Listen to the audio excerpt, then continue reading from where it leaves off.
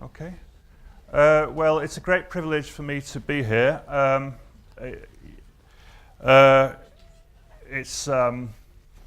was really pleased when I got the invitation to come over here, and I think it's one of the most important things we can do as professionals in education systems is to work with our colleagues around the world and to share ideas and share experiences and try and understand the nature of education and training and to improve practice as much as we can.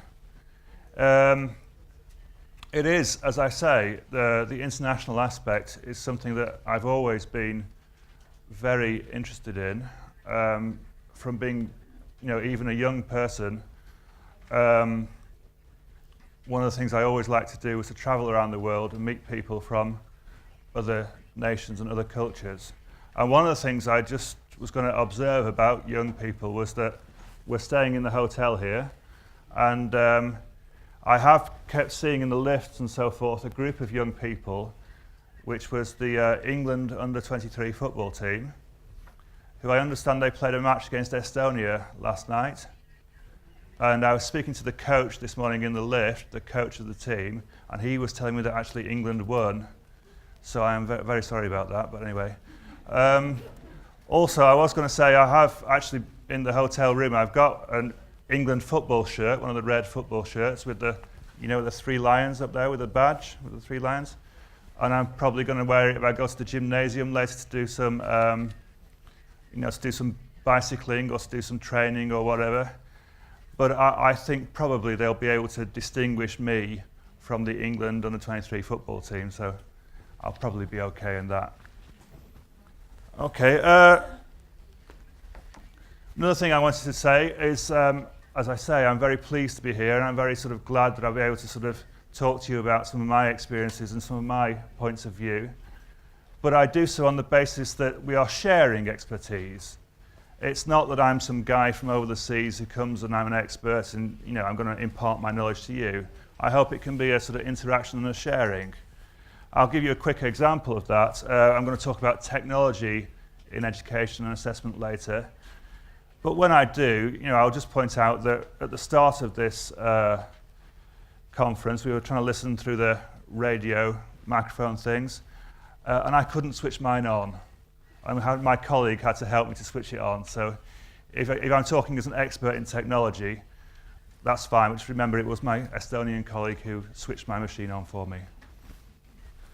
I'd also like to thank our colleagues in the Estonian exam board, Robert, the leader of the board, Jaanika, the project manager, who's quite new in the job, has worked very hard to make us feel very welcome to organise everything here, and also to Einar Rul, who I know from, when I say about exchanging ideas and exchanging expertise, the reason I guess that I'm here is because I know Einar Rul when he attended one of our conferences in England and participated and gave the Estonian view of assessment systems and education systems.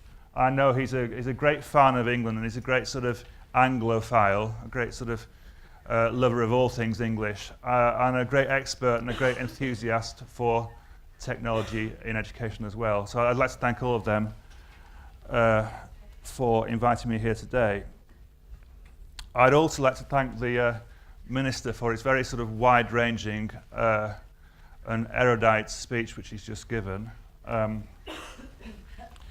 It did display, I think you'll agree, it did display a great range of perspectives and understandings about the nature of education. In particular, several of the things that he was saying about the nature of measurement and the nature of feedback and all that stuff about our obsession with giving wrong answers. That idea and that theme is something I would like to come back to in my own talk a little bit later on. I think as well, one of the gentlemen over there asked about, why Minister of Defence and not Minister of Education. Well, there are lots of connections, I think, between defence and education. I know, for example, in the history of assessment, in 1919, after the end of the First World War, lots of young American men came back from the war in Europe to the USA, and the Americans wanted to place them all in university and college and so forth, and they needed to find a rapid and efficient and fast way of testing them. So it was the American military, in fact, who invented the multiple choice question at the end of World War I with, A, B, C, D. So I'm not sure. We may thank them for that, but maybe not. There's lots of other connections as well between the military and education. The minister was talking quite a lot about informal learning. And we know in the UK, certainly, that the military is one of the major providers of vocational education and training. There's lots of young people, probably young men mostly, who haven't got great skills from school life, who go into the military and they learn professions and trades and training. And they do lots of work in that way, and it's a good way for them to get training. Which, actually, I'm going to move on to my next slide. Okay, I'm here today. My employer is City and Guilds, which is an awarding body in England and around the world. We're quite unusual in the UK in which we have these sort of organisations called awarding organisations or exam boards, and there's several of them. City and Guilds is one of the biggest of these, and its specialisation is in vocational education and training. It's training people in mainly adults, actually, some sort of secondary school age people as well, but mostly adults. It's training them in vocational, occupational and professional areas, things like electricians or hairdressers or plumbers, thousands of different vocational areas. It's got a range of different branches, with main City and Guilds branch. NPTC is its agricultural part of City and Guilds. We've also got a large Institute of Leadership and Management.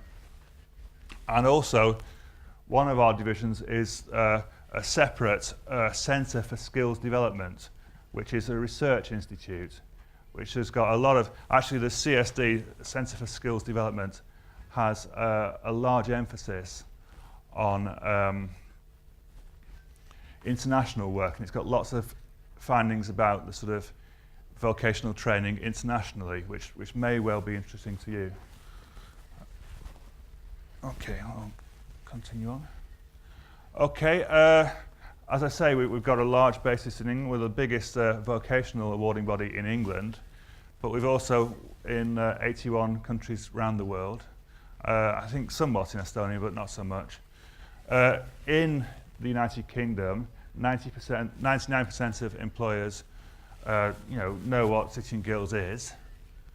We had something like 2 million learners who registered with us last year. And one of the other things worth saying is it's not just that we do assessments and examinations and tests. We have a lot of people learning with us as well. And so we have this smart screen, which is a set of resources for tutors and teachers in further education and training. And we have 20,000 tutors who are registered with our online materials for Smart Screen. And we had something like 80,000 pages of online learning on our website. And another thing which we are quite sort of well known for in the UK and around the world is that a lot of our examinations that we do are taken on the computer, they're taken online.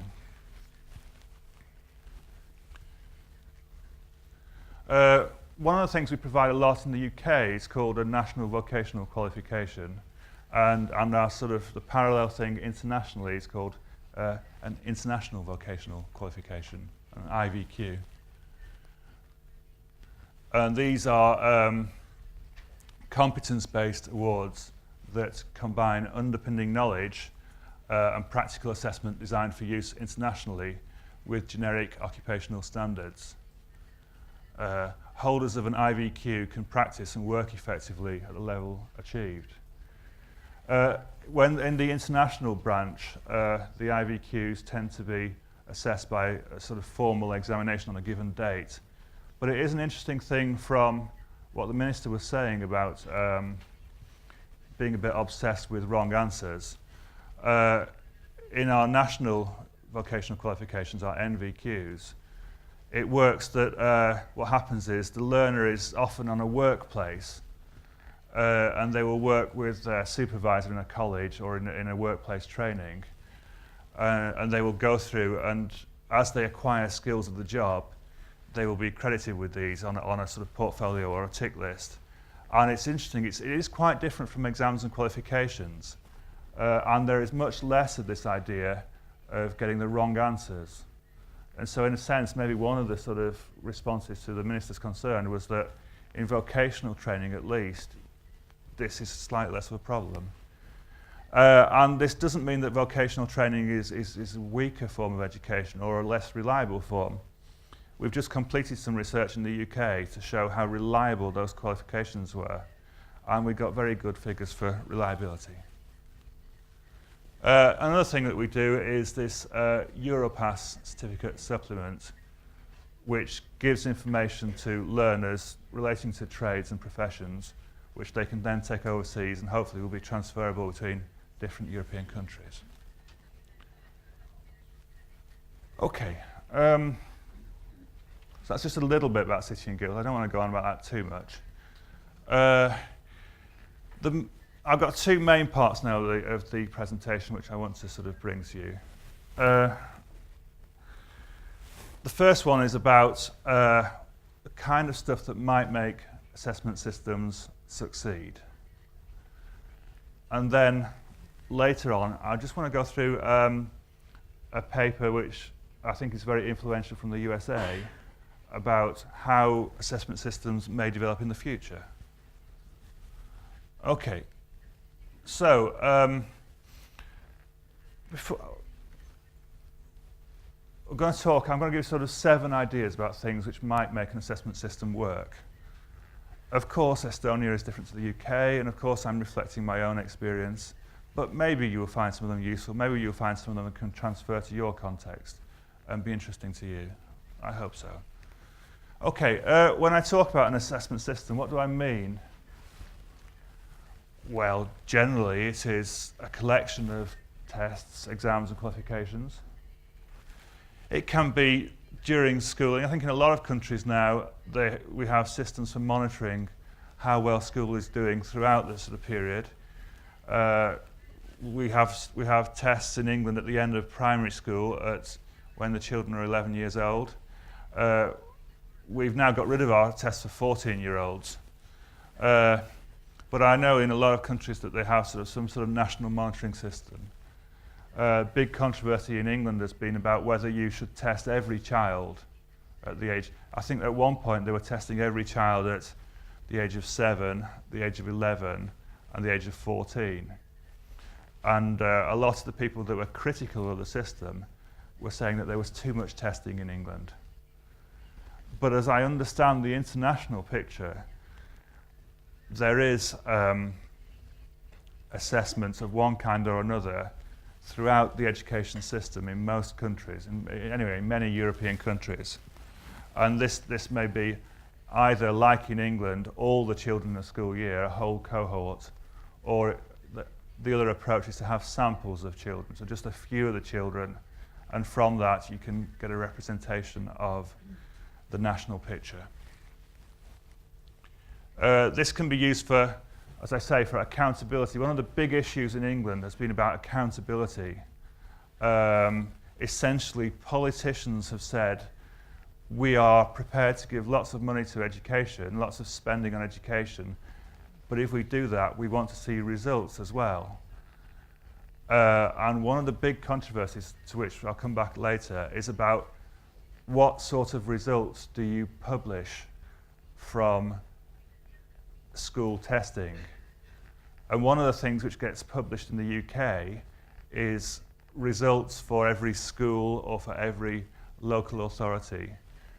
And then often the media, websites, newspapers, etc., they can rank the schools in like a league table, a little bit like a football league table, you know, and then people will say, well, this school is doing very well and that school is not doing so well.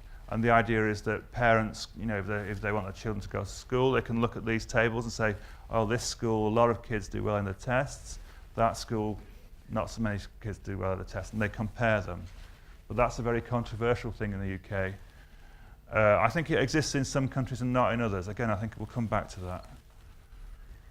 But it's a way, as far as the politicians are concerned, it's a way of holding people who receive money, teachers normally, to account. They say, well, we'll invest in the schools, but we want to see how well you do with the money that's been invested. We also have assessments typically at the end of compulsory schooling, at about 16 normally, and the end of post-compulsory schooling at 18.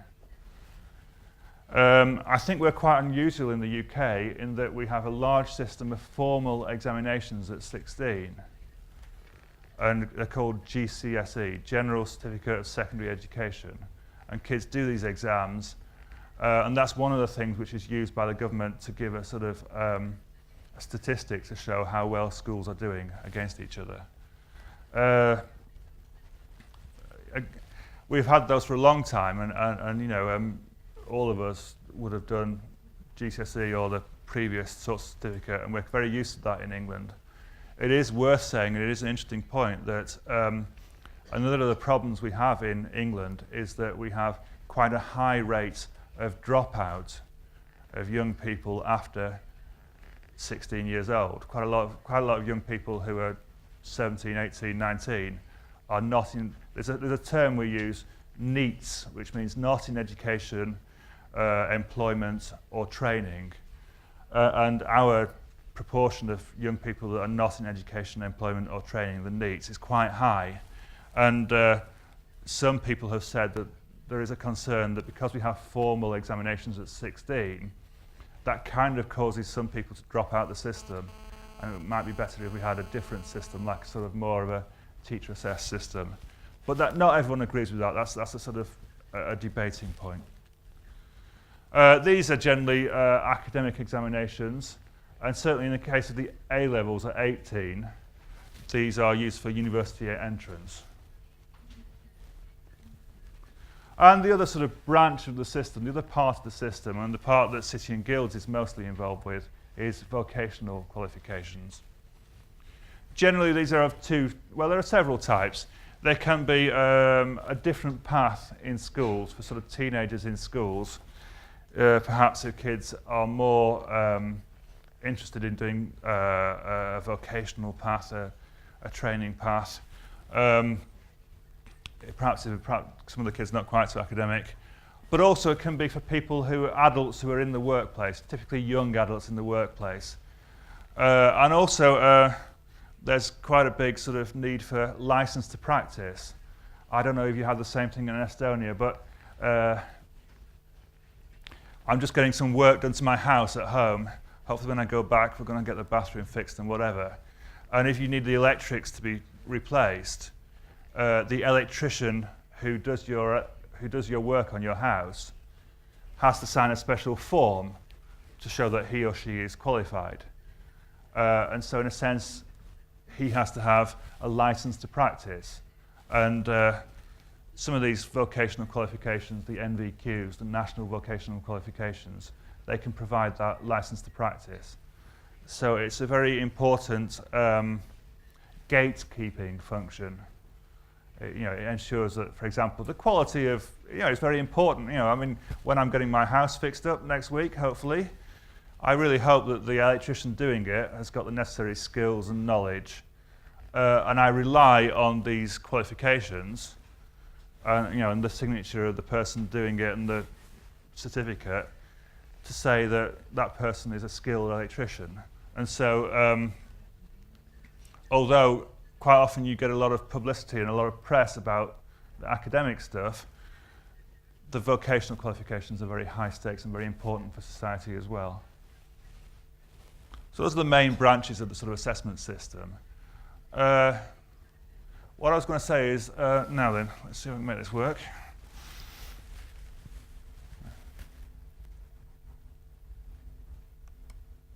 It's more complicated than I was saying. Essentially, I'm describing this bit of the bench here. But whilst I'm describing this part here, you must understand there's also this kind of slightly less easy part here as well. And here I'll describe a few of the complications which exist around the world and internationally. It's not always a national system. If you've got an assessment system, I think in Estonia you do have a national assessment system, but in a lot of countries you don't really have one quite so much. Often there is regional involvement in assessment systems, and this can be of different kinds. In Poland, for example, as I understand it in Poland, there are offices of the central government which are based in all the Polish regions. I think there's 9 Polish regions, and they have an impact in formulating assessment policy. But they are branches of the Polish central government from Warsaw who are just sort of in the different regions. But that's different, for example, from Spain, which obviously is another large European country, comparable size to Poland. But their sort of political history is very different, and they have a strong tradition of autonomous regions, and each of those regions has its own smallish education ministry. And it is the role of the autonomous regions to formulate education policy, and that includes sorting out the approach to examinations and tests and assessments. And you get other countries like Switzerland. Switzerland is extremely devolved. They have cantons in Switzerland, and a lot of decisions about examinations in Switzerland is taken at a very low level. That's probably the least centralized of all the countries that I studied in my research. Oops. Another fact, if you're thinking about national assessment systems, is that globalization is starting to become a feature of systems. So one of the things that happens is, typically we imagine that national governments have got the power to decide about what happens in their assessment systems and their education systems generally. But one of the things we've found in recent years is that there are these international testing systems like PISA and TIMSS, and one of the things several Northern European countries have found is they've got this word now, it's called the PISA shock, which is when they thought that their education system was really great, when they thought that their kids were doing really well in reading or science or whatever it was, and then they entered for the international assessment system, the comparative system, and they found out that actually their kids weren't doing so well at reading at all. And then what has happened is that it's funny because what happens is, although the national government seems to have power and control over this aspect of policy, it really loses control somewhat. And what happened in Germany, as I understand it, was that previously they were quite decentralized, and the German regions, the Länder, had a lot of control over education policy. But following their PISA shock, the central government, the federal government, took more control. And also the federal government reformed a lot of its assessment approach in order to make it more like PISA. And so in that sense, the central government didn't have quite so much control over education policy as it would formerly have had. Oops. Another thing about examination systems and national systems is that increasingly you are getting international providers being involved with the system. It may be the international, I understand from some of my colleagues when we were speaking in my international group, that in several countries they get young people turning up with an international baccalaureate certificate. And they say, hi, I've got my international baccalaureate certificate here. Will you let me into your university, please? And the country has to have an approach, an understanding of how are they going to answer that question. And I think or various other of our colleagues have had to work on that quite difficult question. There's other things as well. Microsoft provide quite a lot of certificates for professionals who are working in the IT industry. And as I understand it, those are quite widely accepted around the world. We'd like to think that City and Guilds certificates are accepted widely around the world as well. And I think increasingly, as time goes by, more and more aspects of it will be harder for individual countries to be apart from the world. We've seen many aspects of the world economy and the world society affected by globalization. And this trend will probably affect assessment systems as well. The other thing about examinations and testing systems is it doesn't have to be examinations. I did some research in which I looked at the sort of systems that countries have for academic exams or university entrance procedures when young people are about 18 years old at the end of post-compulsory schooling. And of course many of these countries have formal examinations, but they don't all have formal examinations. Often in a lot of these countries, teacher assessment has some role. And in some of the countries, it can be quite a mixture of systems. For example, in the Netherlands, in Holland, they have, I think, when you go to university, 50% of your marks come from an external examination, and 50% of your marks come from a teacher examination. Queensland in Australia, a state in the north of Australia, well, it's both. Obviously, it's a state which is controlling education policy rather than the national government, but also they have got a very proud tradition there of having a very sort of strong role for teacher assessment in a university entrance procedure. And they have a very sort of detailed procedures for moderating teacher assessment and for standardizing the levels that different teachers give to students at the end of schooling. And there are lots of different systems used in examinations and testing. Certainly at 18 for academic exams, there's lots of different systems. And as an English person, I always assumed that every system was like an English system, but it isn't. Every system's different. And the other thing is there's lots of change within systems. You stand up and you make descriptions about, oh, this country is like this. And what happens is you find out that, oh, it's just changed. I understand things are about to change here from and that's quite normal. There's loads of change in most countries in the examination system. Oops. I wanted to talk about the sort of main part, next part of the talk was about what makes a system successful. And it's interesting how we define success. And what I wanted to do, I wanted to propose 7 things which, based on my experience and my sort of research, might, maybe, perhaps, would help to make an assessment system successful. So here's one.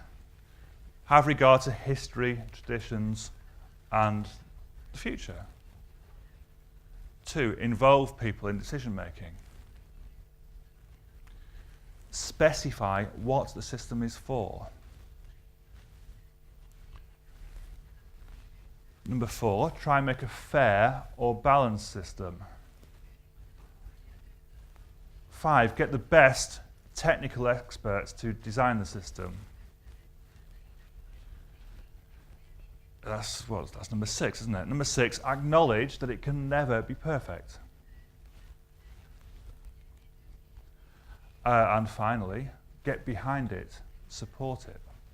So those are 7 propositions that, I don't know, if followed, may help an assessment system to be successful.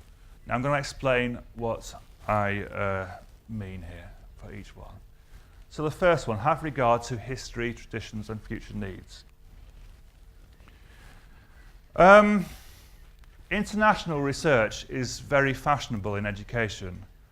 Lots of particularly with policymakers, lots of policymakers want to say, can we look at the international evidence to show us how to form our education system, to make our education system more efficient, more successful? What are they doing in other countries which we are not doing? And then that's a perfectly reasonable question for a policymaker to ask, I think. But when the policymaker asks that question, I think certainly researchers should understand this, and I think it would be useful if policymakers understood this as well, that it's a slightly jargony term, but I'll try and explain this to you. Policy learning is better than policy borrowing. And that means this. I'll go down to the bottom here. What works in one culture is unlikely to work in another unless it's very careful attention to context. So essentially what you could do is you could, if you're interested in what happens in other countries, you could go to another country straight away and say, right, what do they do there? Okay? We'll borrow their policy. We'll just look at their policy. Who's doing well in TIMSS and PISA? Finland are doing well. Or, Korea is doing well. Singapore, Southeast Asia is doing well. Let's go there. Let's find out what do they do in their education system. Okay, they do this. Let's just take their policy and let's put that in England, let's put that in Estonia, let's put that in whatever country it is. That would be policy borrowing. The problem with that is that's rather an unthoughtful approach and an unhelpful approach. As I was saying at the bottom, what works in one culture is unlikely to work in another unless you're very careful attention to context. So if you find that something works in the Far East, for example, a certain sort of approach to education works in East Asia, you also have to think, what is East Asia like as a culture, as an education system? One of the things which we did in the UK was we had a national numeracy strategy. And that was very much based at that time on work which happened in East Asia, in Taiwan, and in other sort of countries like Korea. And it's quite a formal approach, but English kids are quite different to kids in somewhere like the Far East. And you can't just take a policy from East Asia and just plonk it on the UK, because the kids are different and the approach to education is different. And so what works in one culture might not work in another. A second point to make, quite a simple one I think, is that you have a range of people that are interested in education. It can be teachers, parents, employers, children, and young people. They all have a view about what makes an education system or an assessment system work. I think if they are able to express their view, and if they're able to sort of feel that the decision makers are taking their view on board, then they are more likely to accept the system at the end. Not entirely, of course, and not guaranteed. And part of the problem is that a lot of these groups, like teachers, parents, employers, children, and young people, their views may be in opposition, and it may be that a policymaker has to make a choice between those differing views. But as a general thing, it seems to me quite a simple idea that if you take people's views on board, it's more likely that they will agree with the system once it's in place. This is a key piece of sort of finding which we've had from the research in the UK, in England, particularly about our national curriculum assessment system, which is purposes can be loaded onto a system. I have a little sort of graphic for this as well.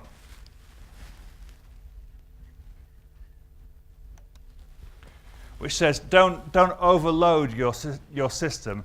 Don't try and make your examinations or testing system do too many different things, because, like the poor old donkey, if it has too much on its back, it will presumably collapse at some point.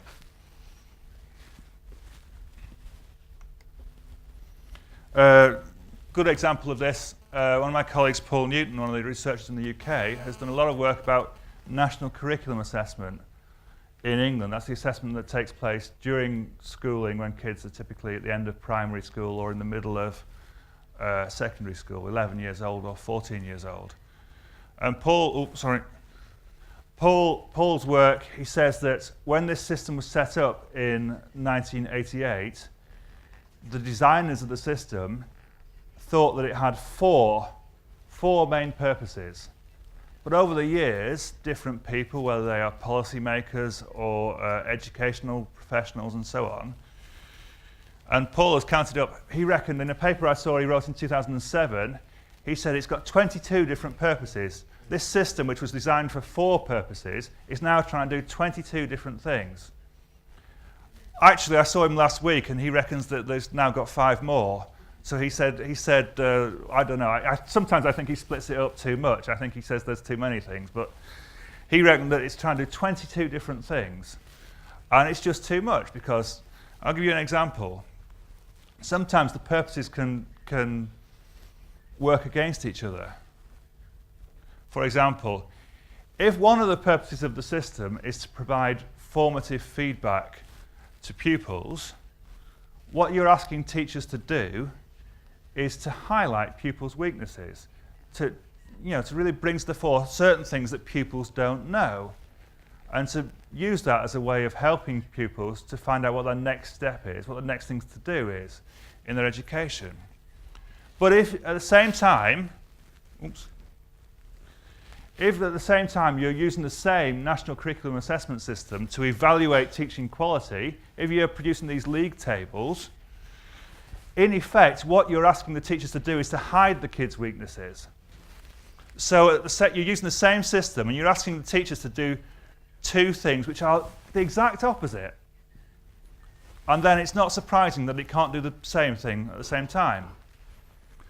We had a similar debate yesterday with the seminar group about an electronic assessment, a computerized assessment, which I was involved with. And for that system, on the one hand, they wanted to give every child a very robust and reliable national curriculum level, to give a result to every kid. But on the other hand, they wanted to use a very innovative system and to show how innovative and progressive and novel and radical an assessment system could be. And to be honest, one purpose was going this way, the other purpose was going the other way. And you couldn't do both at the same time. And I think one of the key things which we can learn, certainly from the English experience, one of our mistakes perhaps, which perhaps you can learn from, is don't try and make your system do too many things, because if it has to do too many things, it can't do all of them at once. Now then.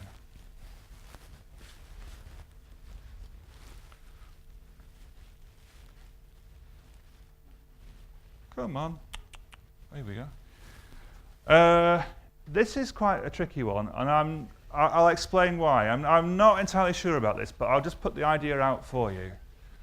And it'd be interesting to see what you think when we come for questions. But this is a sort of notion I had. I think it's quite important that the assessment system is a fair and balanced system. What happens in England is that schools, and actually local authorities as well, their exam and test results get published in league tables, which are a kind of ranking, a bit like the football league tables, and it supposedly it shows the good schools at the top, and not so good schools lower down. And the idea is that it allows parents to have choice between schools, and it also allows policymakers to understand, to what are schools improving in general, or are certain local authorities doing better than other local authorities. It's an accountability mechanism. But one of the things it does is it gives everybody in the system the idea that in education there are some winners and some losers. This is Chelsea before they had lots of money, I think. But anyway, it gives the idea that some people are winning and some people are losing in the education system.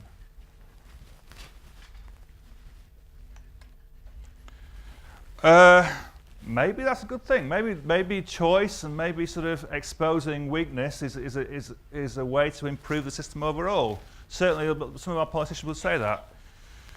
But it's very, very unpopular with teachers, this system, I think. It always has been as well. And it gives them a natural reason to oppose the system. And teachers and their supporters. Teachers have many supporters amongst the teachers' trade unions and amongst educational academics and so forth. And many of them have written articles about this for many years and papers, really opposing the whole national system.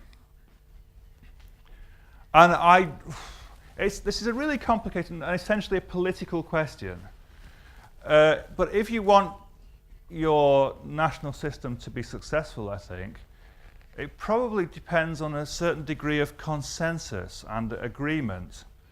And one of the things we've got in England is the teachers just don't agree with the league tables and the idea that some schools are winners and some schools are losers. And they spend a whole lot of energy opposing this system. And maybe a way to make your assessment system more successful and more positive experience for everyone involved with it is to avoid such a direct and such an obvious confrontation. Because I think a lot of energy gets spent on this and it's not always constructive. The other thing I would say about that, though, and to give some balance, is that as well as being a sort of researcher and a sort of person which has been involved with education, I'm a former teacher as well. As well as all that, I have my own kids. I'm a parent. I was a governor of my local primary school, the school my children go to as well. And one of the problems with this whole issue is that, to be honest, when I'm a parent or when I'm a school governor, my opinion's rather different from when I'm an educational professional. And, one of the issues, I think one of the reasons which the school league tables persist in England, and they continue for many years, is because they have wide-scale support from the general public and from employers and from parents. So in a way, I don't give you one simple answer here, but there's a real dilemma in England, certainly. On the one hand, you have teachers who oppose the sort of system very strongly, but on the other hand, you have the general public who are quite in favour of it. But I do think it makes the whole context of assessment very controversial. And I think it affects the whole system, not just the national test, but the external examinations and the university entrance exams that we have at 16 and 18 as well.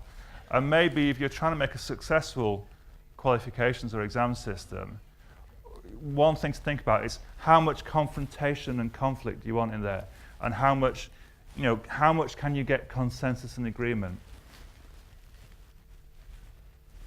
And as I say, apart from anything else, teachers are they're good at campaigning, and they're good, and they're eloquent people, and they have access to the media and so forth. And if they don't like something, they say so. Hopefully a less controversial point now, a less political point, I think, but an important point still. The minister was talking about, why do we just sort of add up all the mistakes and add up all the no's? And I think he's quite right, actually. One of the things I think we have to understand is that assessments are sophisticated technologies. We've got a nice Audi here, which I think you'll agree is it has a lot of research and engineering, clever mathematics underlying it. I'm not rich enough to own an Audi, but I wish I was, but I'm not. But if I did drive an Audi, I would accept that I can drive it, but I don't have to understand all the engineering and all the mathematics which goes to developing it and goes to making sure that it functions properly. And in fact, I rather hope that it's got quite a lot of complex sort of science underlying it, in the brakes or in the lights or whatever, which I don't understand. And I'm happy to trust the manufacturers of the car so far, and I don't need to understand every little element of the engineering or the mathematics underlying it.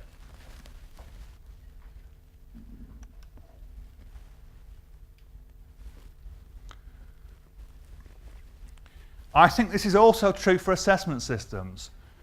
One of the things we find out in England, I think, is that a lot of people in the general public are very skeptical if we use more complex measurement models.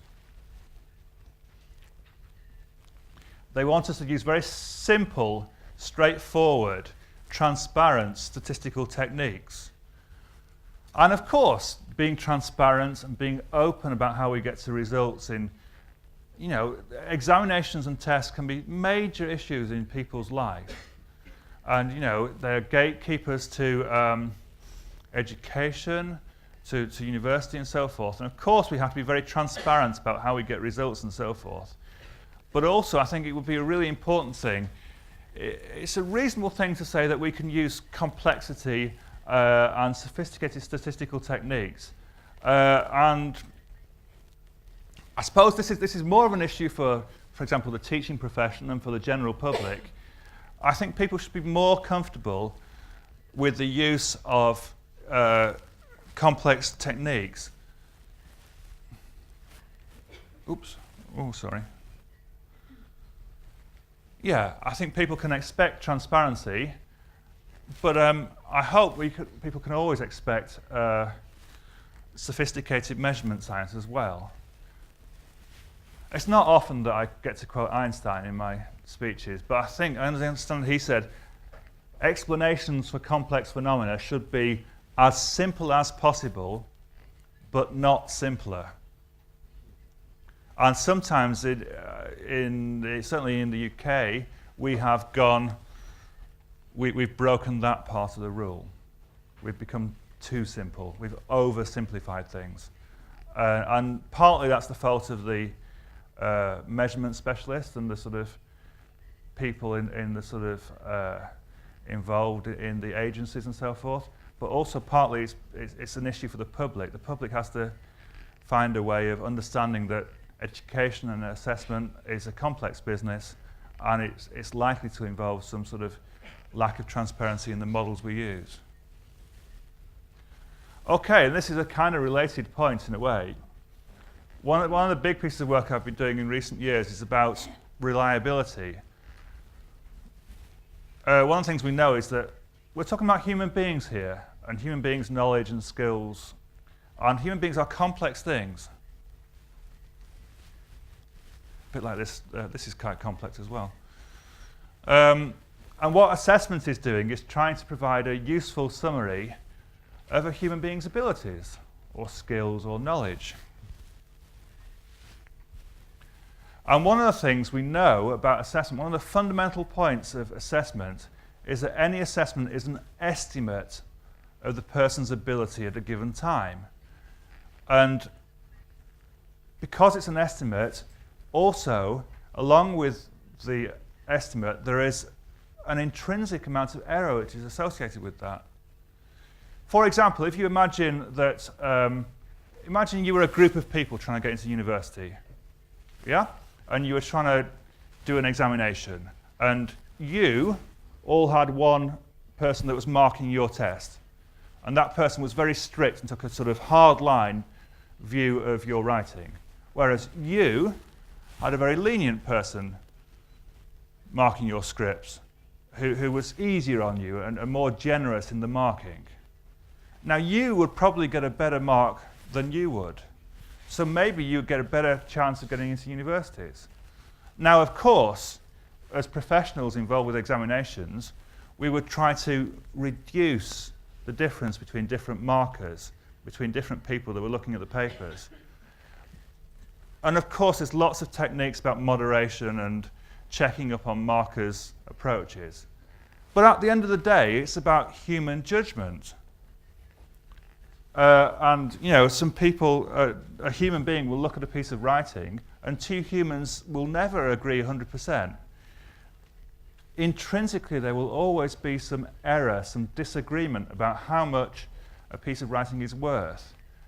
And as people who are involved with assessment, as professionals or as educators, as teachers, as head teachers, we have to understand that there is always some uncertainty or error or variability which is associated with an assessment result. It can never be perfect. If you have a panel awarding the grades for your examinations, hopefully you will always have a panel which has a similar view of the subject. But you can't guarantee that, and year on year they may change. Similarly, say I went to do an examination, and say I only knew half of the information on the syllabus. Now, if I was lucky, if I was having a lucky day, maybe all the stuff I knew would come up on the examination, and I could get 100% of my examination. But if I was unlucky, the selection of questions would be different in the examination, and I might get 0%, even though I had the same knowledge. And so the selection of the questions in a test always has an impact on my score. And of course, we can try and control for this. We can try and do a balanced test, and we try and have lots of experts looking at the test. We can do statistical procedures to check the difficulty of the test, pre-testing and so forth.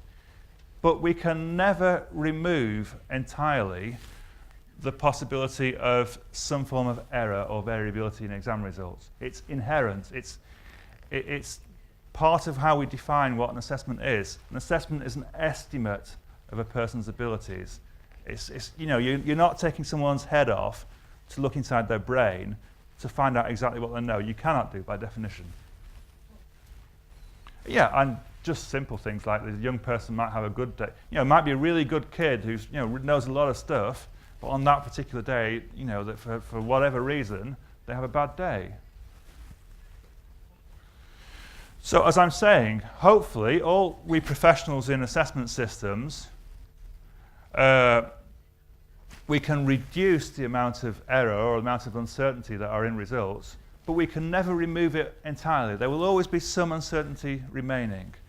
And for everyone that's involved with examinations and assessment systems, be they the people from the ministry or the technical agencies, or be they the people in schools, head teachers and other teachers, or be they people in the newspapers, they need to understand that a system cannot ever be perfect. It will always have some variability or error in it. So people have to have realistic expectations of what a system can do. Oops. Right, so my last point here in this part is to support the system. So I've got a couple of my pictures for you. I kind of already talked about football, so I have to talk about the other wonderful, beautiful English sport as well, which is cricket. Isn't that lovely? Isn't that beautiful?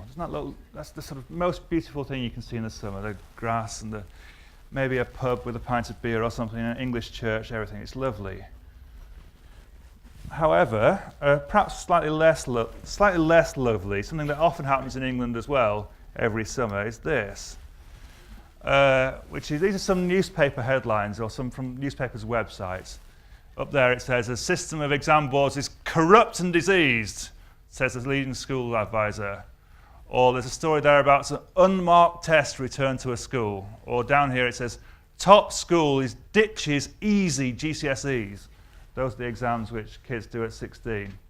And the argument is that they're just very, very easy nowadays. And we've gone soft and we give these exams to kids, even though they know nothing. And here's one about this new examination called diploma. And it says that the people aren't supporting it so much that some of the kids which are enrolled in this exam, they're going to get the certificate at the end of it, but it might not mean so much because support is going away. So anyway, there's very many of these stories in England. Newspaper stories mostly. Now, where's my cursor? Okay, now what do I want to say about this? So what you have is you have many sort of people that comment on examinations issues. It can be politicians, it can be people from the newspapers, it can be university professors, academics, or teachers themselves, parents, trade union leaders. One of the stories there was about former senior member of staff in one of the organisations I used to work for. The guy that said it was corrupt and diseased. All sorts of different people say, you know, essentially negative things about the exam system. And it's about all parts of the system in England. About the national tests during primary and secondary education, about the school leaving exams, even about the diploma is a kind of new vocational or almost vocational qualification. And often you can read these things and it can be from the right-wing political perspective or the left-wing political perspective. They're slightly different, but essentially they always end up at the same point. Oh, the exam system is terrible and, you know, it's all a disaster and everything's going wrong. It is difficult and it is tricky, and I'm standing here and as you see, I work for an examination board, and previously I used to work for a government agency. So I'm someone from the inside, I suppose. I'm not saying that we shouldn't report things when things go wrong. There's been a bit of a crisis this summer where some kids have not got they did some work and it was scanned by the electronic system and the system lost part of their answer.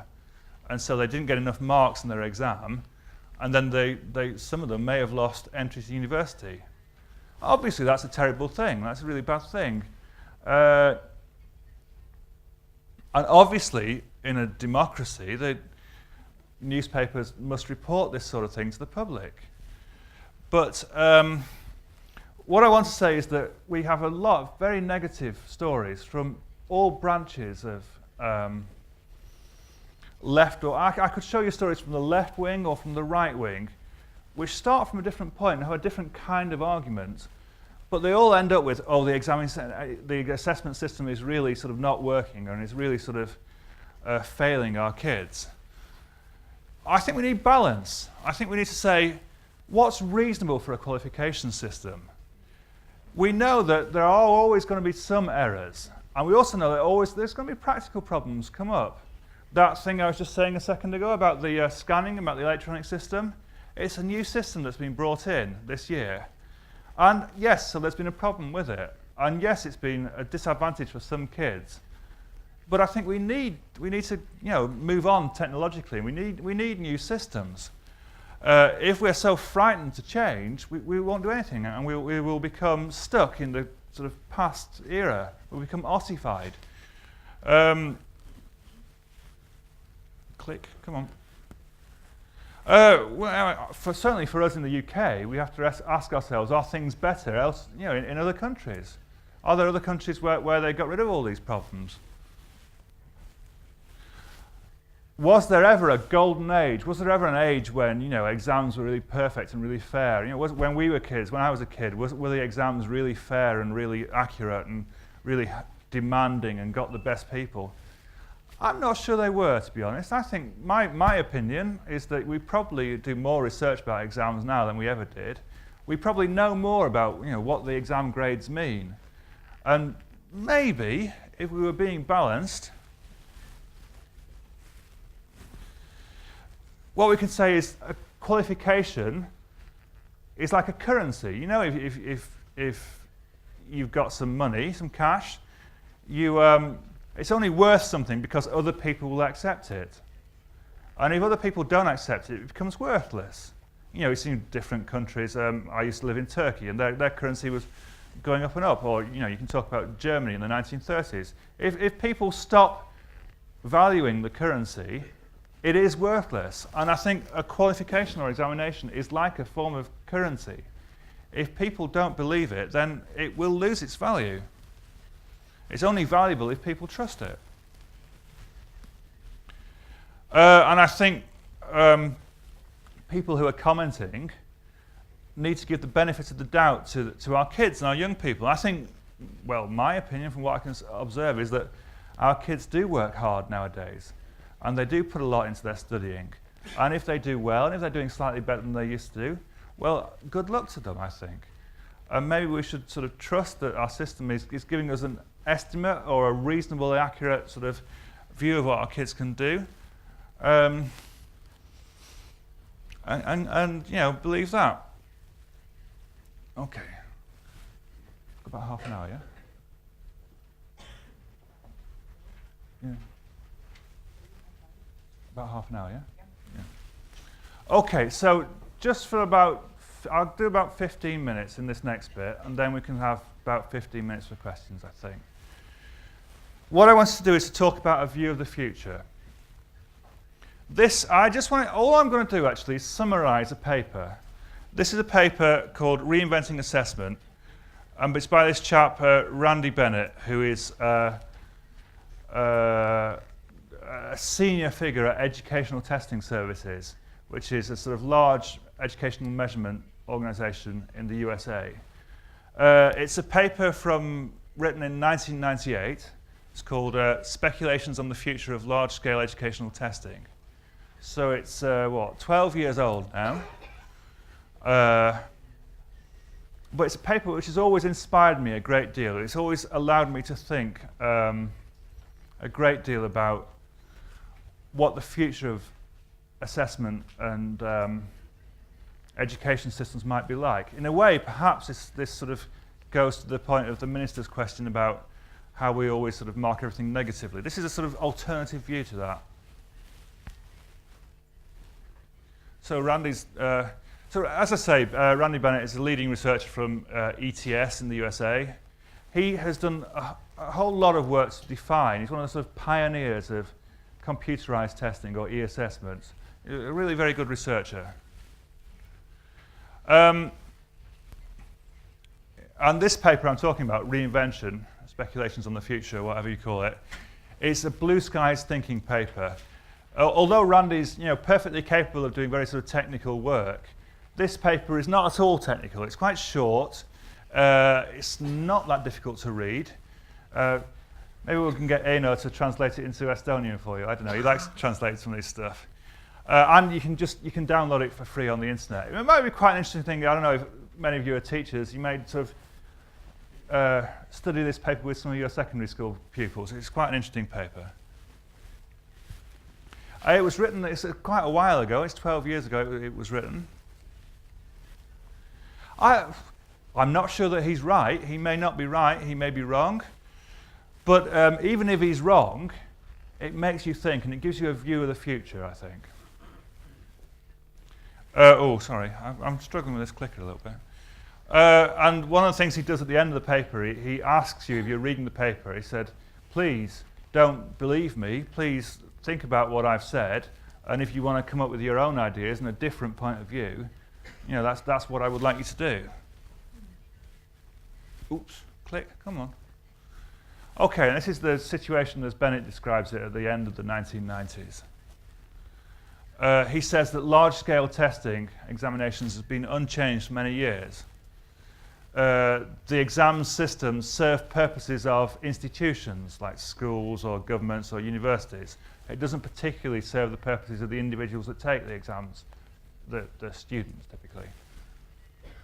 They make little use of technology.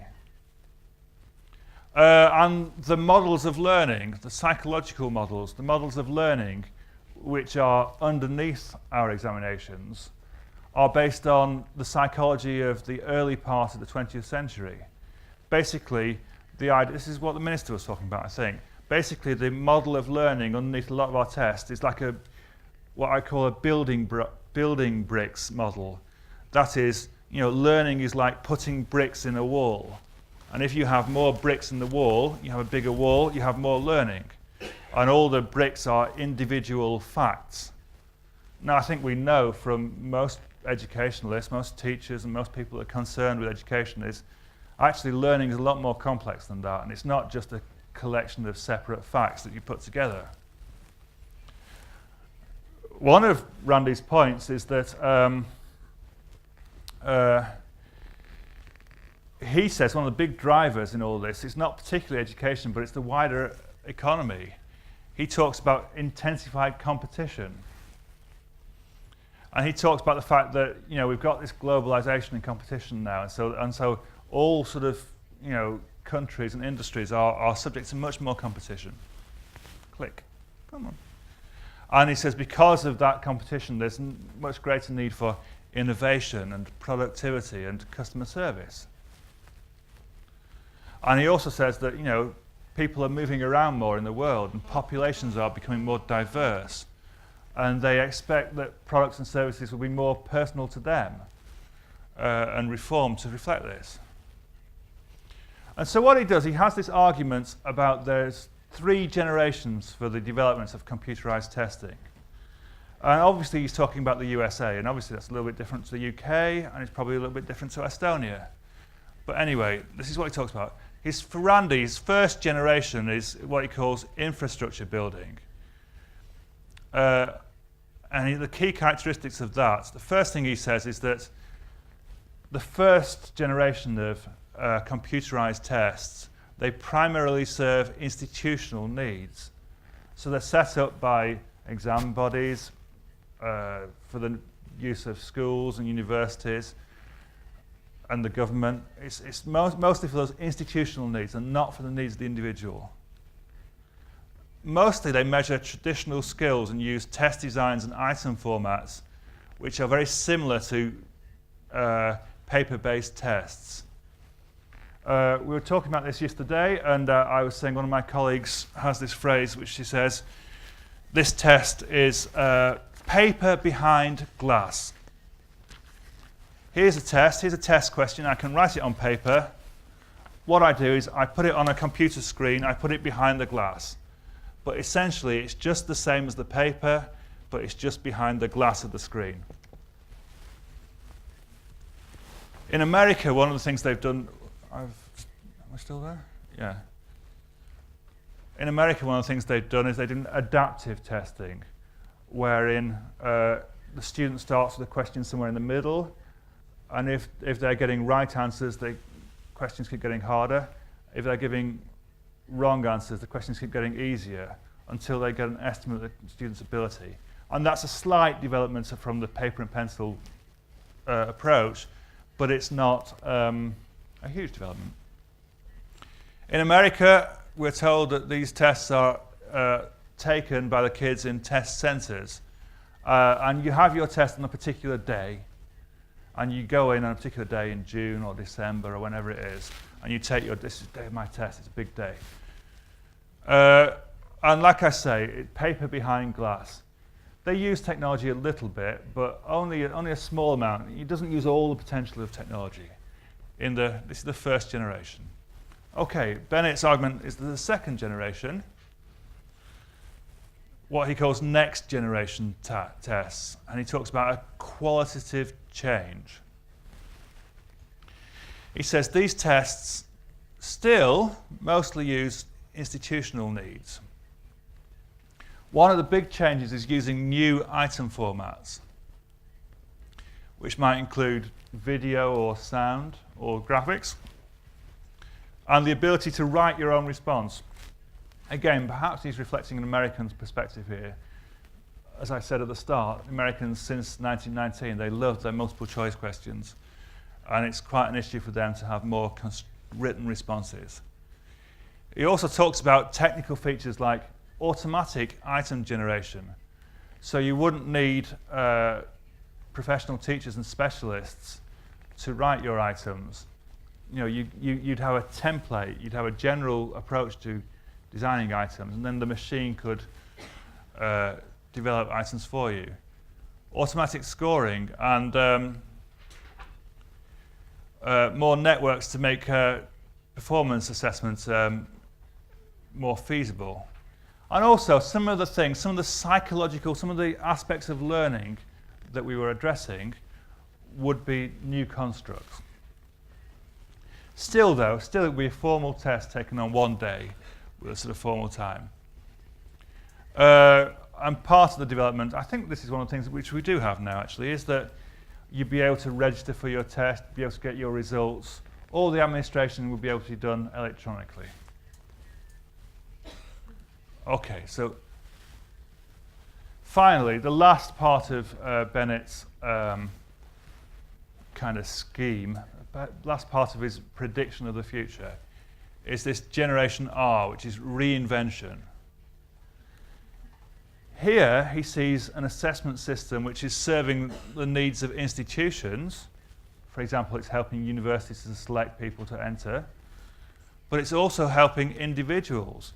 It's his great way of integrating the formative stuff and the summative stuff together.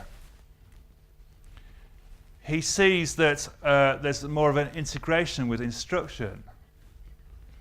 So teaching and assessment become part of the same thing. He sees that it's not just one test on one day, but your performance is sampled repeatedly over time. And he also says that rather than the old-fashioned psychological model of lots of separate facts and each question addresses one fact, the test is designed to more sophisticated modern cognitive principles of learning which more reflect our understanding of what learning is. Technologically, the assessments would use complex simulations, including virtual reality, and which would model real environments and would allow more natural interaction with computers. The test taker would be able to, speak through a microphone to the machine, not just using the keyboard. Also, the assessments would be administered at a distance, and they would assess new skills, things like communication and negotiation, and that sort of thing. I've got a number of I think I've got 3 quotes from Randy's paper, which are quite interesting. He says, computerized assessments will be embedded in the school curriculum and will occur frequently. It's an interesting point. It's interesting. I wonder what you think about this. He says, sometimes an assessment will be known in advance, and at other times it will be embedded seamlessly in the session and indistinguishable from the teaching components of the session. So you might have a test, you're doing your learning on screen, a computerized learning, multimedia thing, and part of that is an assessment or a test. And, this is a crucial bit, with informed consent, you don't even know that you're being tested. It's just completely integrated as part of your learning.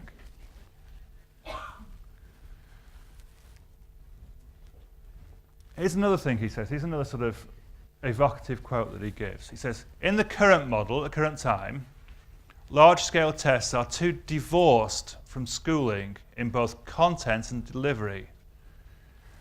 Now, in Randy's model, in Randy's generational model, he says, by virtue of moving assessments into the curriculum, the debate will move. The place where the debate is will move. And the debate over performance differences must shift from the... At the moment, like I said a while back, there's a lot of sort of discussion about whether assessment is good enough. But in this model, in this approach, the debate will move from accuracy of assessment to whether the teaching, whether the adequacy of instruction is good enough. And he feels that that's a more appropriate place for the debate to be. And he says we must change. Assessment runs the risk of falling out of sync on multiple counts. Change, unfortunately, does not always come easily or as quickly as it should to well-established institutions. But large-scale educational assessment must change in the most fundamental ways, for nothing short of reinvention will prepare it to meet the dramatically different demands it will soon face. Now, it's interesting. I think that's a very big challenge to all of us, whatever sector of education we're involved, whatever role, whether we're exam board professionals, whether we're teachers or civil servants. I think that's a big challenge to us. Anyway, so that's my bench. That's the end of my presentation. Okay, so some time for questions? Suur tänu! Pikk ja huvitav ettekanne. Millised on teie küsimused?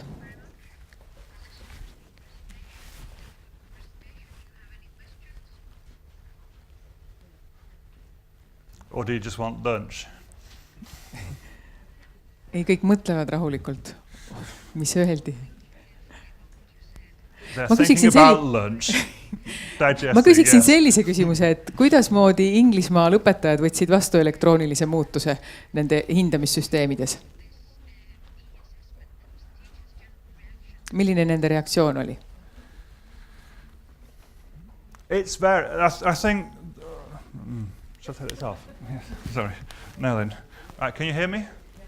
Yeah. I think the experience of this paper is a prediction from an American academic. And I think it's very important, it's very interesting. It's not my view, and it's not the truth either, but I think it's very interesting. It's a great challenge to us. I think what we've found around the world, not just in the UK, is that the uptake of e-assessment has been mixed. In some places, there's lots of e-assessment used. For example, at City and Guilds, I think we've got a figure which we've used 3 million on-screen tests with our learners. And I think the reason it works quite well for us at City and Guilds is that we have mostly adult learners. They're in a range of settings like further education colleges and workplaces. Their great need for in those adult settings is to do testing when they need to, and so they need to. So they can't wait to do their test in 3 months' time. They need to do it like next week. So on demand is a big issue for those learners. Also, they're very used to using IT, and generally they have got quite good IT equipment available in workplaces and so on. So in some contexts, like vocational training and adults, also things like, you know, the driving test. There's a sort of theory part of the driving test in England. I forget, there's several million people who have taken driving tests in England on screen. Obviously not the practical part, the sort of theoretical part. And so contexts like that, it works very well. But there's other contexts, like schools especially. And in our school examinations, we did some research a couple of years ago, and there was less than 10% of schools in England which were using e-assessment for even part of their exams. And so they're quite slow to take it up, really. And one of the problems with this forecast from Bennett is that it's a few years ago now. And it hasn't quite happened like that yet. It may well happen in the future, but it hasn't happened yet. Perhaps it's related to all that stuff I showed you about newspapers and media. People are very sort of frightened to move because if it goes wrong, they know they'll get bad newspaper headlines. Kas kellelgi on küsimusi? Ja palun. Te kirjeldasite Bennetti järgi siis. Te kirjeldasite 3 sellist e-hindamise või e-testi süsteemi või arengut, et see viimane on siis R-põlvkond. I'm not getting this. You don't hear.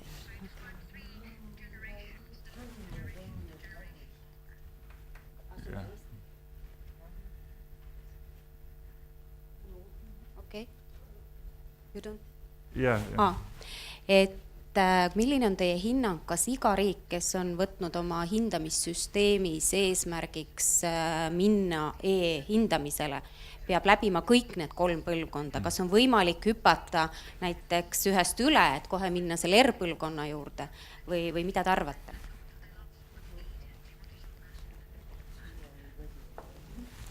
Thanks, it's an interesting question. I don't know. I think I know one of the things they found, I think I'll give you 2 sort of different approaches. I know in parts of Africa, a lot of people have got mobile phones and they never had landlines. They never had conventional phones. And so you don't, just because in the West we went to conventional landline telephones first, and then afterwards we went to mobile phones, it didn't mean that in parts of Africa they had to have conventional phones first. They just had mobile phones separately.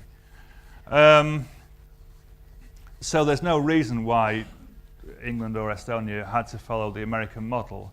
And in any case, certainly in England, we're not in the same place as the USA was in 1998. We're a different context.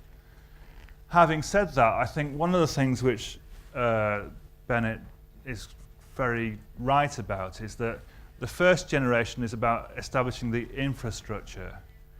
It's about getting the computers in place. It's about getting the networks between the computers with the secure delivery of stuff.